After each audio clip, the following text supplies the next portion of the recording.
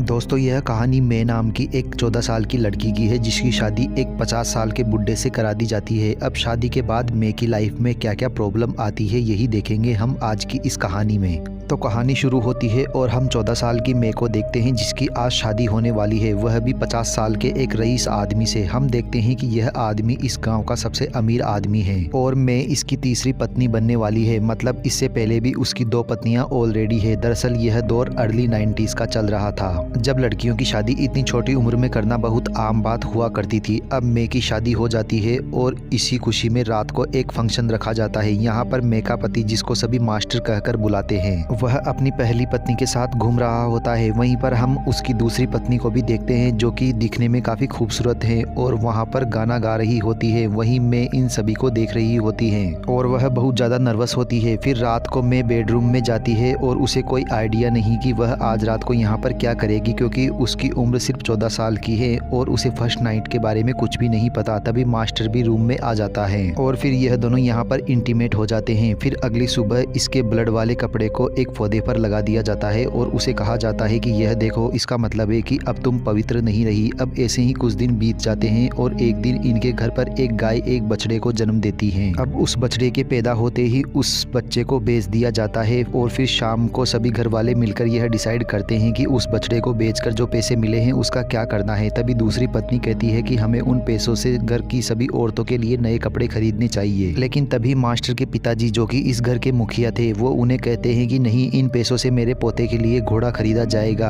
इनके पोते का नाम हंग होता है और यह मास्टर की पहली वाइफ का बेटा है और इस घर में इकलौता लड़का है। हम देखते हैं कि मास्टर की दूसरी पत्नी को कोई बेटा नहीं है, सिर्फ उसकी 2 लड़कियां हैं, इसलिए घर में उसकी वैल्यू बहुत कम है। अब दादाजी डिसाइड कर लेते हैं कि इन पैसों से उसके पोते के लिए घोड़ा खरीदेंगे। लेकिन तभी पहली पत्नी उन्हें मना कर देती है और कहती है कि हंग की अभी शादी की उम्र होने वाली है, इसलिए हम उन पैसों को इसकी शादी के लिए बचा कर रखेंगे। यहीं पर हम देखते हैं कि शादी की बात सुनकर हंग घबरा जाता है, जैसे कि उसे किसी चीज से डर लग रहा हो। अब ऐसा क्यों है यह हमें आगे पता चलेगा। वहीं मैं भी इन सभी की बातों को ध्यान से सुन रही थी और उसे भी समझ आ जाता है कि अगर उसे अपनी वैल्यू को बनाए रखना है तो उसे भी एक लड़के को ही जन्म देना पड़ेगा। इसी दौरान मे की दोस्ती दूसरी पत्नी के बच्चों से भी हो जाती है, क्योंकि वह दोनों भी लगभग इसी उम्र की थी और मैं पूरे दिन सिर्फ उन्हीं के साथ ही खेलती थी और अपना समय बिताती थी। फिर एक दिन जब सभी लड़कियां तालाब में नहा रही होती है, तभी वहां पर मे को पीले रंग का फूल दिखाई देता है जो कि दिखने में बहुत खूबसूरत था। फिर मैं जब उन फूलों के बारे में पूछती है तो उसे पता चलता है कि यह फूल दिखने में तो बहुत खूबसूरत है, पर यह बहुत ज्यादा जहरीला है। अगर गलती से भी किसी ने इसको खा लिया तो उसकी मौत हो सकती है। अब ऐसे ही कुछ दिन और बीतते हैं और हम देखते हैं कि मे अब प्रेग्नेंट हो चुकी है, लेकिन उसको देखकर पहली पत्नी को उससे बहुत जलन होने लगती है। वह बहुत घबराई हुई थी कि अगर मैंने लड़के को जन्म दे दिया तो उसकी वैल्यू घर में ज्यादा बढ़ जाएगी, क्योंकि अभी यह घर में नई नई आई है। अब धीरे धीरे पहली पत्नी की जलन बढ़ने लगती है और वह मास्टर के फादर को कहती है कि हमें मे पर ज्यादा ध्यान नहीं देना चाहिए, क्योंकि वह अभी छोटी है। जिसके बाद वह मे के पास आती है और उसे कहती है कि तुम दूसरी पत्नी की लड़कियों से ज्यादा बात मत किया करो। फिर रात को मे जब वॉशरूम के लिए बाहर जाती है तभी उसकी नजर दूसरी पत्नी पर पड़ती है, जो कि अच्छे से तैयार होकर जंगल की तरफ जा रही थी। मे जब उसका पीछा करती है तो उसे पता चलता है कि दूसरी पत्नी का अफेयर मास्टर की पहली पत्नी के बेटे हंग के साथ चल रहा है और यह दोनों जंगल में इंटीमेट हो रहे हैं। अब यह देखकर मे घबरा जाती है और वापस घर आती है। फिर अगली सुबह जब वह उठती है तो वह देखती है कि इनके घर में एक दूसरे के साथ अफेयर रखना बहुत ही आम बात है। इसके बाद हम देखते हैं कि कल रात को 2 नौकरों को ऐसे ही रिलेशन बनाते हुए पकड़ा गया था, जिसके बाद लड़के की पीठ पर कोड़े मारे जाते हैं और लड़की के बाल काट दिए जाते हैं। जिसके बाद अब उस लड़की को अपनी पूरी जिंदगी एक पुजारी बनकर उनके टेम्पल में बितानी पड़ेगी। इसके बाद अगर वह लड़की प्रेग्नेंट भी हो जाती है तो उसके बच्चों को भी पुजारी बनकर पूरी जिंदगी उसी टेम्पल में बिताना पड़ेगा और यह इस घर के कुछ अंधे कानून है। इसके बाद मैं देखती है कि पहली पत्नी भी मास्टर से लिपटी पड़ी है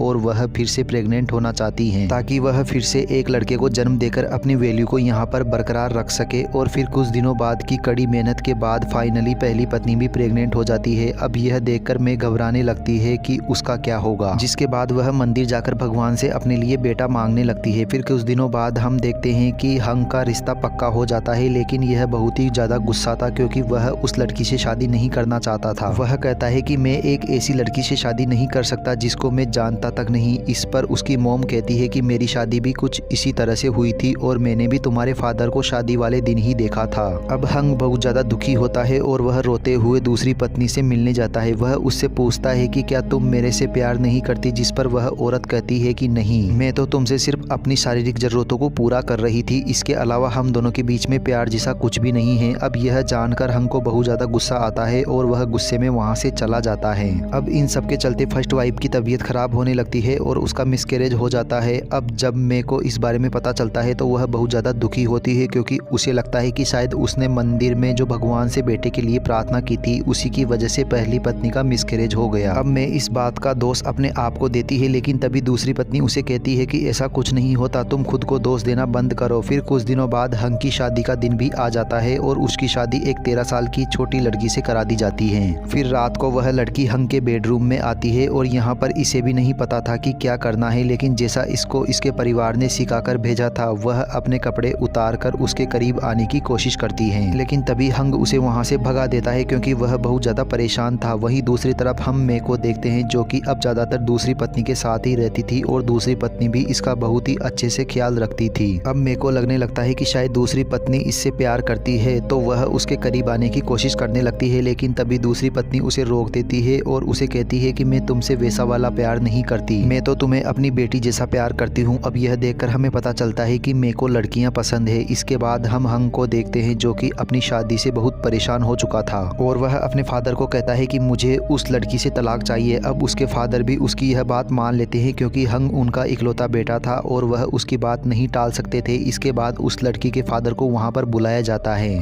और मास्टर उसे कहते हैं कि हमें तलाक चाहिए और आप अपनी बेटी को वापस ले जाइए और दहेज में आपने हमको जो कुछ भी दिया है हम उसका 3 गुना वापस करेंगे और साथ ही लड़की अभी भी वर्जन है, इसलिए आपको फिर से उसकी दूसरी शादी कराने में कोई प्रॉब्लम नहीं आएगी। लेकिन उस लड़की के फादर को लगता है कि शायद उसकी लड़की में ही कोई कमी है और वह अपने हस्बैंड को संतुष्ट नहीं कर पाई, इसलिए वह अपनी बेटी को बहुत डांटते हैं और गुस्से में वहाँ से चले जाते हैं। अब वह बेचारी छोटी सी लड़की इस बात से बहुत ज़्यादा दुखी हो जाती है और वह इस बात को अपने दिल पर ले लेती है। इसके बाद वह एक पेड़ से लटक कर खुद की जान दे देती है। वहीं दूसरी तरफ में बच्चे को जन्म दे रही होती है और वहाँ पर मास्टर की पहली पत्नी भी उसकी मदद करती है और यहाँ पर मैं एक लड़की को जन्म देती है और जब उसे पता चलता है कि उसने एक लड़की को जन्म दिया है तो वह बहुत ज़्यादा दुखी होती है। वहीं सभी घर वालों को भी पता चल जाता है कि उस लड़की ने पेड़ से खुद की ही अपनी जान ले ली है, जिसको जानकर सभी को बहुत दुख होता है। यहाँ पर मैं उस मरी हुई लड़की की बॉडी देखकर बहुत डर जाती है और सोचने लगती है कि कहीं उसकी बेटी के साथ भी आगे चलकर ऐसा कुछ ना हो। अब इस डर से वह अपनी बेटी को लेकर नदी के किनारे जाती है और उसे आखिरी बार अपना दूध पिलाती है, जिसके बाद वह अपनी बेटी को वही जहरीला फूल खिलाकर मार डालती है। वहीं नदी के दूसरे किनारे हम दूसरी पत्नी की बेटी को देखते हैं जो कि अपने बाल काट रही थी क्योंकि उसे ऐसा लगता है कि अगर वह अपने बाल काट लेती है तो वह एक लड़का बन जाएगी। दोस्तों, यह नामी मूवी है जो हमें बताती है कि पहले के टाइम में लड़कियों के लिए जिंदा रहना कोई आसान काम नहीं था। अगर हम बात करें मे की तो उसकी शादी इतनी छोटी उम्र में कर दी थी कि उसे पता नहीं था कि एक परिवार को कैसे चलाया जाता है और बच्चे कैसे पाले जाते हैं। उसे लग रहा था कि शायद उसकी बेटी की जिंदगी आगे चलकर वैसे भी नरक ही बनने वाली है, इसलिए उसने पहले ही अपनी बेटी को मार देना सही समझा।